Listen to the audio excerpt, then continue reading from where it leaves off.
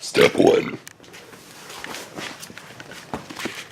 I used this circular bar, metal bar here as the jack point, and then there are slightly thickened portions of this flange toward the front. There are a bunch of plastic inserts attached to wires all over the housing. They look like this, and they take about 10 times the amount of force that I'm putting on them the first time. You will need to pull them off, so they can be tough.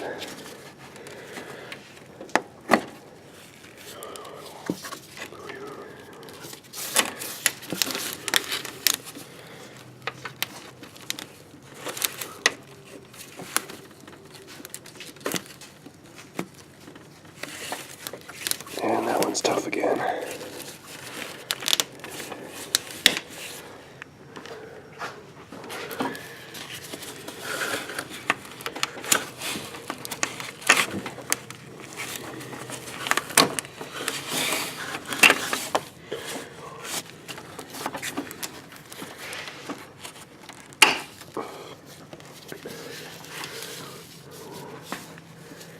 And we got, do you want to watch? Was watching, yes. Oh, but you can't see like the things I'm detaching. This one's got a, looks like it's got a little lever right there.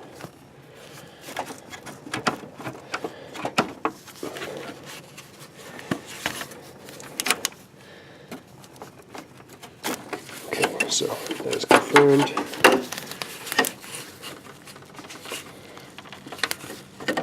This hurts my hand. I'm going to get a body panel puller thing.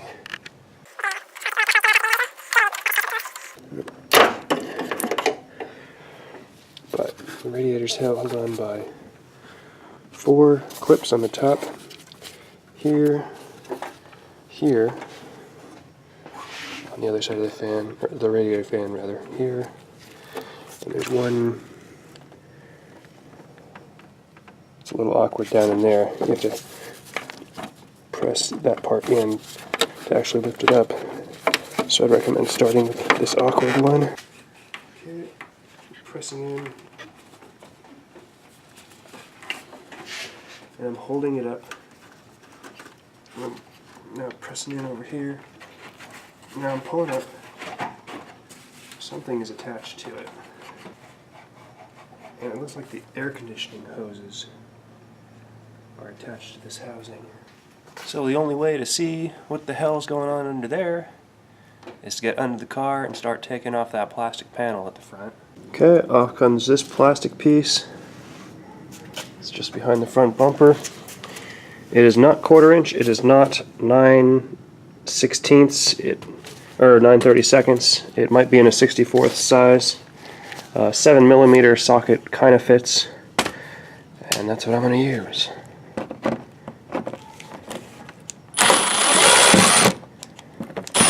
Fortunately, they are under practically no tension, so you don't need quite the right size socket. So it's hard for you to see, and it's hard for me to see. There are 2 fastening points on these 2 metal air conditioning lines to the radiator fan housing. So this is a dual action clip. We've got a clip on this side. It goes up and in.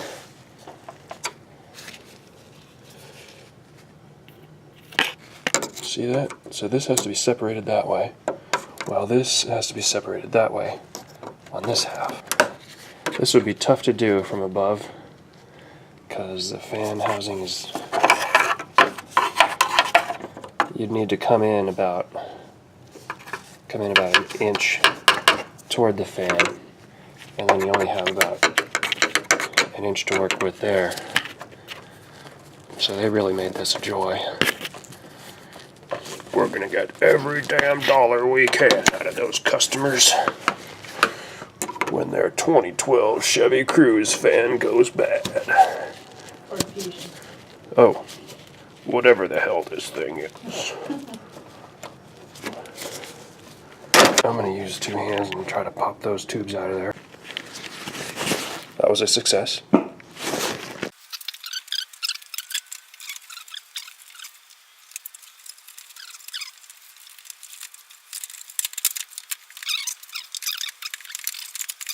So what's happening is this plastic clip over here is caught between 2 metal lines, and on this side it's caught on the radiator hose. Okay, we've only got about 2 inches of playroom that direction on this side. If I can move it half an inch this direction, then I can get it to clear that metal hose.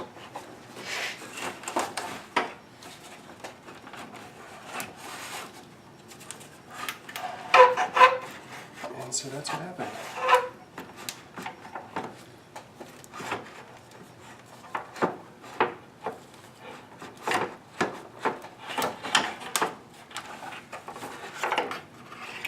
Joy to the world. Okay, here is the effing fan.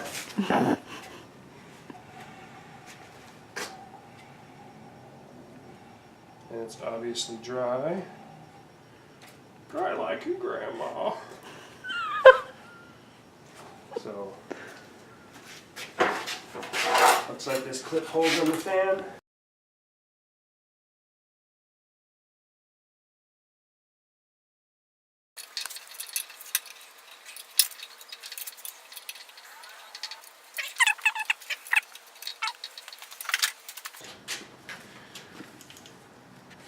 Okay, there are 3 screws I'm going to take off here. These screws take a T25 Torx.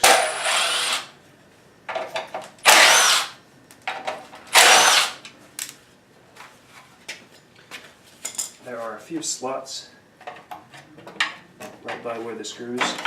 Oh, okay, that was easy. And now is the time when this wire should be out.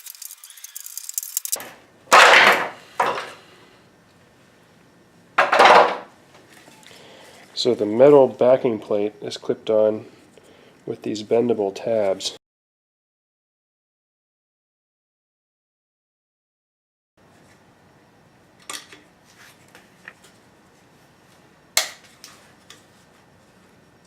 Looks like there's a circuit board right in there, so you don't want to jam the screwdriver in.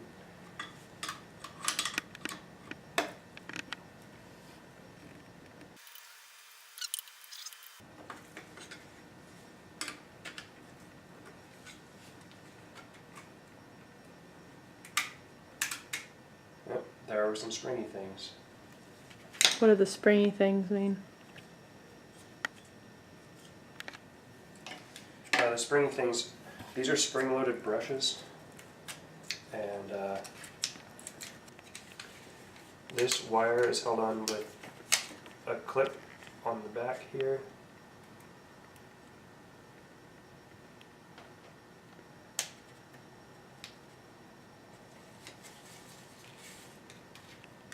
I'll undo that clip, and then that piece comes out.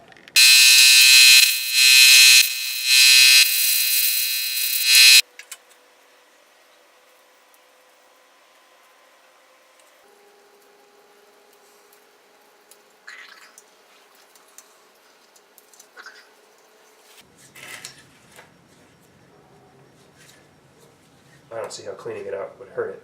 I think it.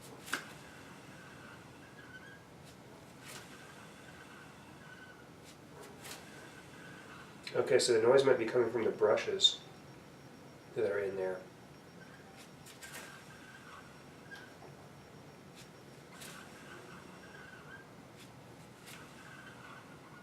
It's just it didn't make that noise when I bought the car. Yeah. The brushes themselves have a lot of life left in them.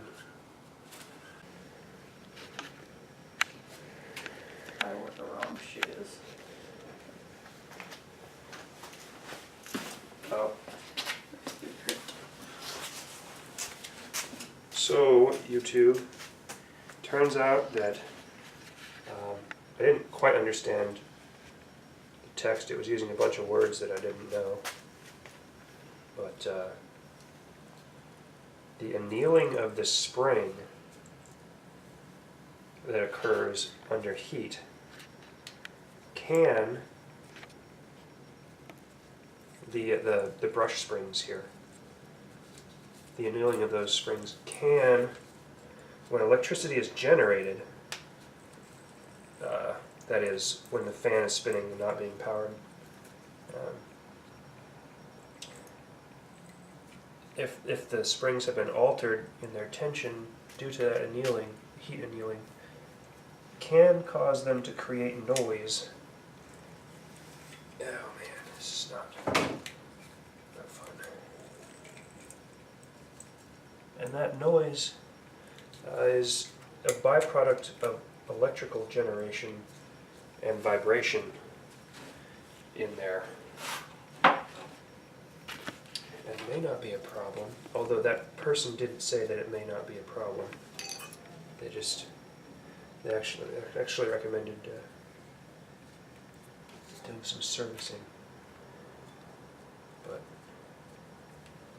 that was in the context of the forum post, so they did not necessarily recommend servicing for everybody who is experiencing that issue.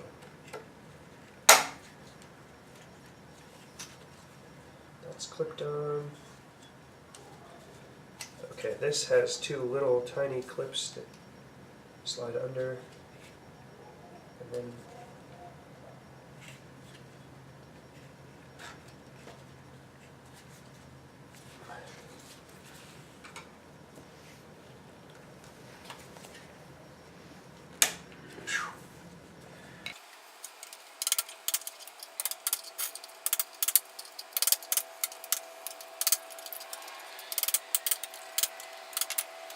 okay, there's this little recess here. The wire goes through here and around there.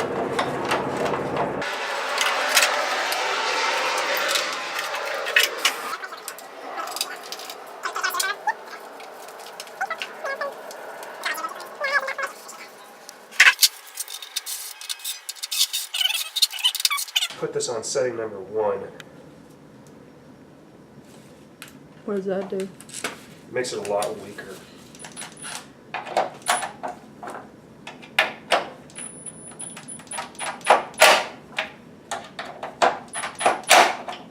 Okay, that's as much as I'm going to tighten those. Because this thing will, people in the video, in the audience might know, but this device will take off crankshaft bolts with relative ease. And it'll snap a 1/4-inch driver. I mean, it's a beast in Mode 3. And if I wasn't careful enough with that trigger, it would have just like torn those screws through the metal that they're screwed into, if I didn't put it on setting 1. I've moved this kind of out of the way, and everything else I'll just have to keep moving out of the way as we go. Well, let's see.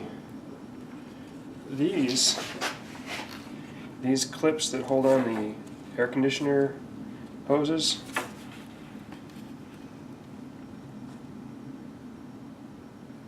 yeah, I think you'd have a hell of a time pulling those out. But you might be able to pry them off if you really wanted to.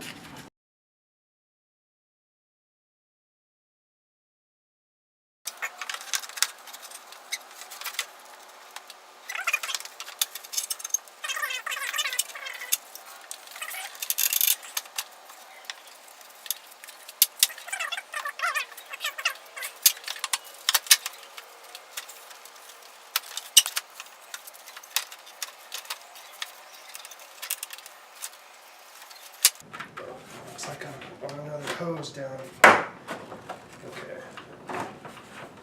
Now I'm past that hose.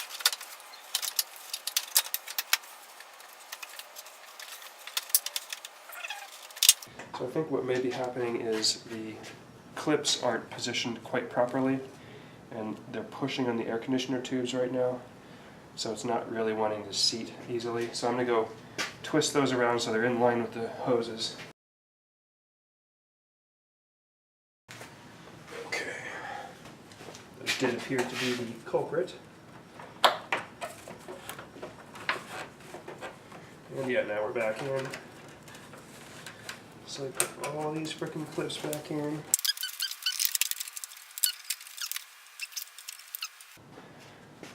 I believe that is the work from the top side. I believe I can shut this hood now.